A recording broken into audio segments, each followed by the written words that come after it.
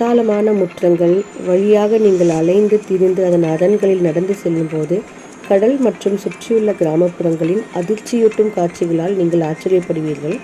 கோட்டையின் சுவர்களுக்குள் நுழைந்து அந்த அற்புதமான கட்டமைப்பின் அழகில் உங்கள் உணர்வுகள் மயங்கி போங்கள். இந்த வரலாற்று தலம் ஒரு காலத்தில் ஒரு செழிப்பான துறைமுகமாக இருந்திருக்கு.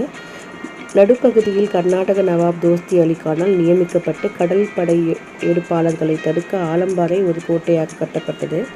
அதன் பரபரப்பான கப்பல் துறைக்கு பெயர் பெற்றது. அப்புறம் ஒரு பெரிய செப்பு சுரங்க பிரிவை நிறுவியதாக நம்பப்படுது. அங்கு அவர்கள் தங்கள் ராஜ்யங்களின் பாரம்பரியத்தை என்றென்றும் தாங்கும் நாணயங்களை அச்சிட்டிருக்கிறாங்க. பிரெஞ்சுக்காரர்கள் கர்நாடக நவாபுகள் ஆதரித்ததால் அவர்களின் உதவிக்கு ஈடாக ஆலம்பரை இறுதியில் அவர்களுக்கு பரிசாக வழங்கப்பட்டது.